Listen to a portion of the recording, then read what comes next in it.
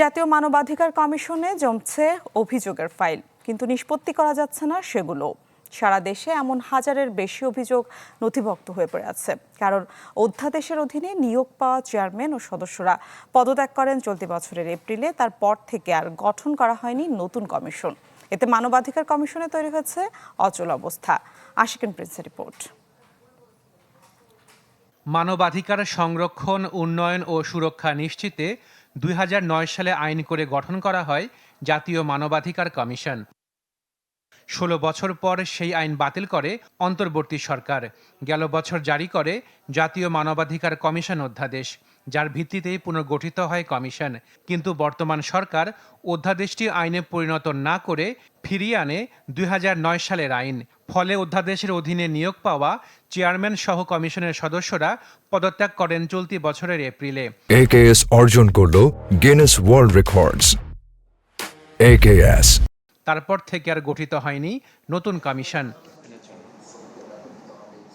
মানবাধিকার কমিশনের প্রধান কার্যালয়ে গিয়ে দেখা যায় নেই স্বাভাবিক কর্মচাঞ্চল্য। তবে কমিশনের সচিবালয় বলছে প্রতি সপ্তাহেই আসছে ১০ থেকে ১২টি অভিযোগ, কিন্তু কমিশন না থাকায় সেগুলো শুধু নথিভুক্ত করে রাখা হচ্ছে।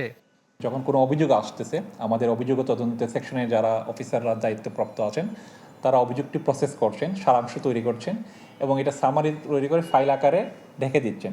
পরবর্তীতে যখন কমিশনার এবং চেয়ারম্যান নিয়োগ হবেন তাদের কাছে উপস্থাপন করা হবে। বর্তমানে কমিশনার এবং চেয়ারম্যান না থাকার কারণে এই ক্ষেত্রে আইনগত কোনো পদক্ষেপ আমরা নিতে পারছি না। মানবাধিকার কমিশনে এখন নিষ্পত্তির অপেক্ষায় ১,২৮৩টি অভিযোগ।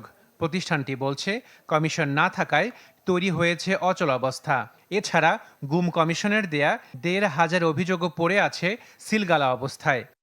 গুম সংক্রান্ত কমিশনের নথিগুলো আমাদের এখানে সিলগালা করা অবস্থায় রয়েছে। পরবর্তীতে গুম সংক্রান্ত আইন অনুযায়ী সরকার যে ডিসিশন নেবেন বা আলাদা তদন্তকারী কর্মকর্তা বা তদন্তকারী সংস্থা হলে আমাদের এখানে যেটা আছে ওনারা যদি নিয়ে যেতে চায় সেটা আমরা ওনাদের কাছে হস্তান্তর করব। আর বিগত ৯ সালের আইন অনুযায়ী আমাদের এখানে যে কমিশনে মানবাধিকার কমিশনে বিভিন্ন গুমের অভিযোগ দায়ের করা হয়েছিল সেটাও আমরা আইন অনুযায়ী যদি ওইখানে হস্তান্তর করতে বলা হয় হস্তান্তর করে দিব। নতুন কমিশন কবে গঠিত হবে তা এখনও নিশ্চিত নয়। তবে কমিশন গঠনের ক্ষেত্রে দলীয় পরিচয়ের বাইরে গিয়ে যোগ্য এবং নিরপেক্ষ ব্যক্তিদের নিয়োগ দেওয়ার তাগিদ মানবাধিকার কর্মীদের। হয়তো ৫ সদস্যের বিশিষ্ট যে কমিশন হবে ভবিষ্যতে, তার মেজরিটি হয়তো দলীয়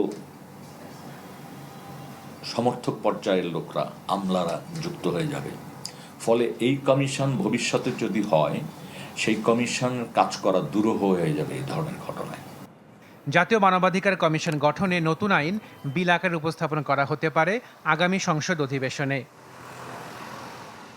আশিকিন প্রিন্স, চ্যানেল 24, ঢাকা।